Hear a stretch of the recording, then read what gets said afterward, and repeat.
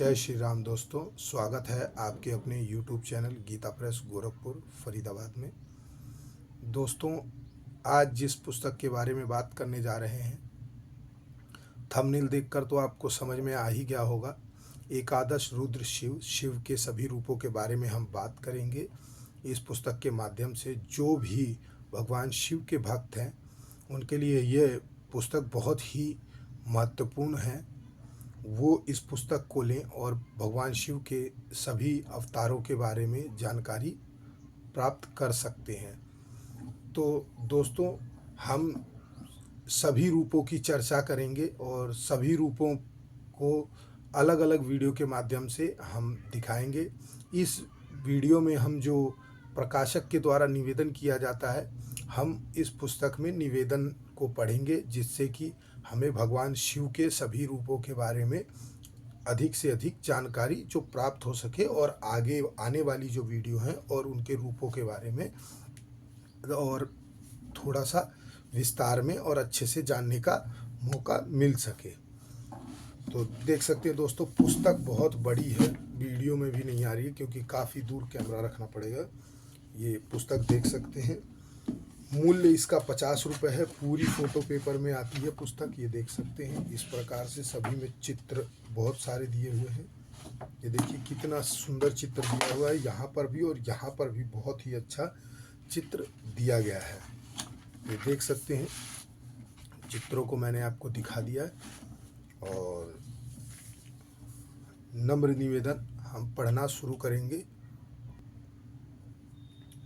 यहाँ पर ओम नमः शिवाय दिया गया है, लिखा गया है। नम्र निवेदन, सनातन धर्म में पंचदेव उपासना अनादिकाल से चली आ रही है। सारे विश्वों में वैष्णव, शैव, शाक्त, शौर, गणपत्य संप्रदाय देखने में आते हैं। इनमें शैव अधिक है क्योंकि पंचदेवों में शिव, शक्ति, गणेश, ये तीनों तो भगवान शिव के परिवार से ही है। पुराण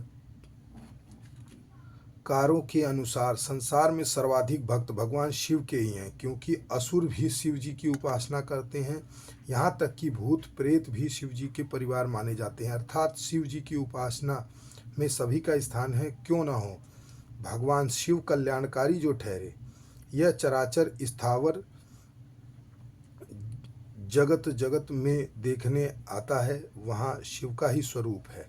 अर्थात तीनों लोकों में पालन करें, ये एक श्लोक दिया गया है यहाँ पर।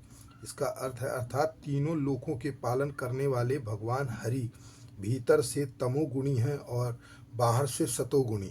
तीनों लोकों का संहार करने वाले भगवान हर भीतर से सतोगुणी हैं पर बाहर से तमोगुणी हैं।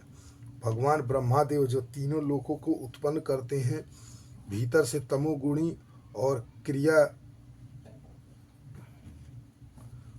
भीतर और बाहर से उभय रूप में रजोगुणी है। और भगवान परम ब्रह्मा शिव तीनों गुणों से परे हैं। इसका रहस्य यह है कि सुख का रूप सतोगुण है, दुख का रूप तमोगुण है और क्रिया का रूप रजोगुण है। भगवान विष्णु सृष्टि का पालन करते हैं, इसलिए देखने में तो सृष्टि सुख रूप प्रतीत होती है, परंतु भीतर से अर्थात वास्तव में दुख रूप होने से विष्णु भगवान का कार्य बाहर से सतोगुणी होने पर भी तत्वत्व तमोगुणी ही है। इसलिए भगवान विष्णु के वस्त्राभूषण सुंदर और सात्विक होने पर भी स्वरूप श्याम वर्ण है। भगवान शिव सृष्टि का संहार करते हैं। वे देखने में तो दुख रूप हैं, पर वास्तव में संसार को मिटाकर परमात्मा में एक ही भाव कराना उनका सुख रूप है।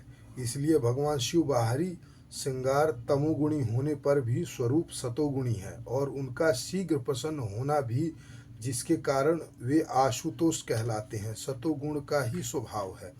भगवान ब्रह्मा सदा सृष्टि का निर्माण ही किया करते हैं, इसलिए रक्तवर्ण है, क्योंकि क्रियात्मक रूप से शास्त्रों में रक्तवर्ण ही बतलाया है। अतः शिव जी उपासना के अंतर्गत भगवान ब्रह्मा एवं विष्णु की उपासना स्वतः आ जाती है। त्रिदेवों में परस्पर कार्य भेद नहीं है, जो भेद दिखाता है वह केवल लीला मात्र है। शिव पुराण में भगवान शिव के पारत्पर निर्गुण स्वरूप को सदाशिव, सगुण स्वरूप को महेश्वर, विश्व का सृजन करने वाले स्वरूप को ब्रह्मा, पालन करने वाले स्वरूप को विष्णु और संहार करने वाले को रुद्र कहा गया है। रुद्र का दूसरा अर्थ यह भी है कि जो संपूर्ण दुखों से मुक्त करा दे। रजः दुख द्रावतीय रुद्र। समुद्र मंथन में प्रयासरत देवताओं और असुरों ने अमृत की अभिलाषा जो अथक परिश्रम किया, उसमें दैव योग से अमृत निकालने के पूर्व हलाहल विष निकल आया। परिणाम स्वरूप उस विष को देवताओं और असुरों ही नहीं बल्कि समस्त सृष्टि ही भस्म करना प्रारंभ कर दिया।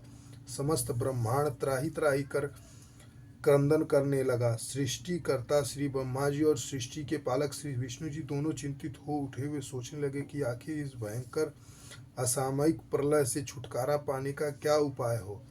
उपाय ढूंढने में असमर्थ वे दोनों अंततः भगवान भूत भावन आशुतोष शंकर की शरण में गए।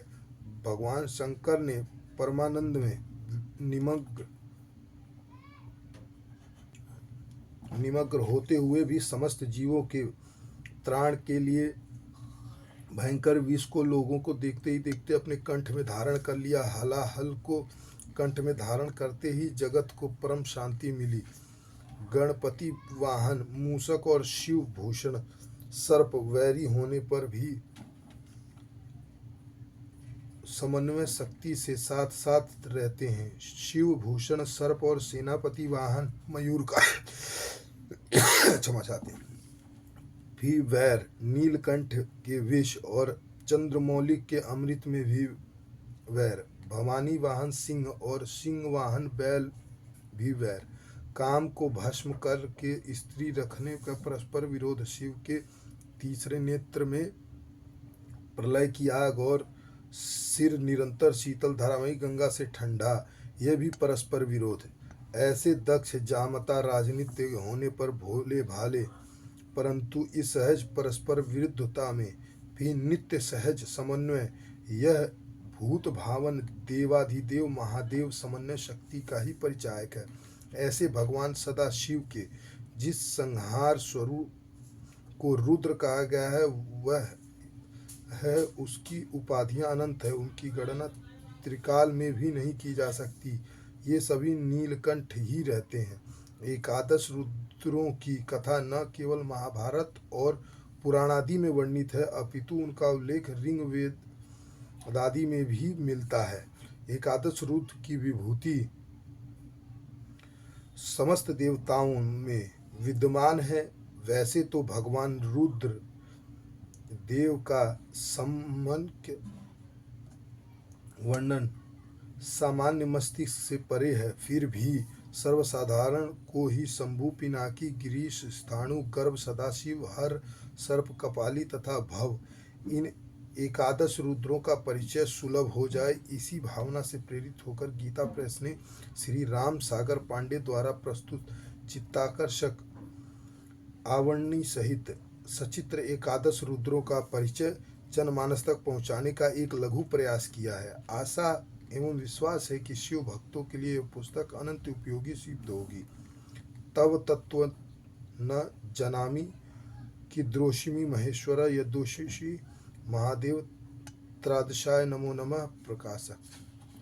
तो दोस्तों मिलते हैं, भगवान शिव के अगले रूप के बारे में बताएंगे हम अगली वीडियो में, जो कि अगला भगवान का शिव रूप है जो शंभु, प्रथम यही दिया गया है। तो शंभु रूप के हम चर्चा जो है अगले वीडियो में करेंगे और इस विषय पे पूरा जो भी इस पुस्तक में लिखा गया है हम आपको बताएंगे, क्योंकि सारी जानकारी जरूरी नहीं है कि आप ये पुस्तक मंगा पाएँ, नहीं मंगा सकते हैं।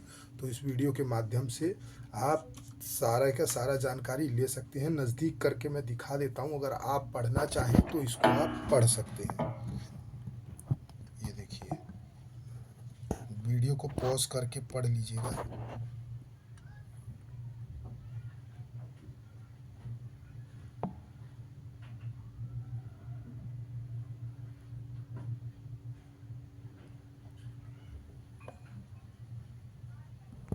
तो मिलते हैं अगली वीडियो में दोस्तों। जय श्री राम।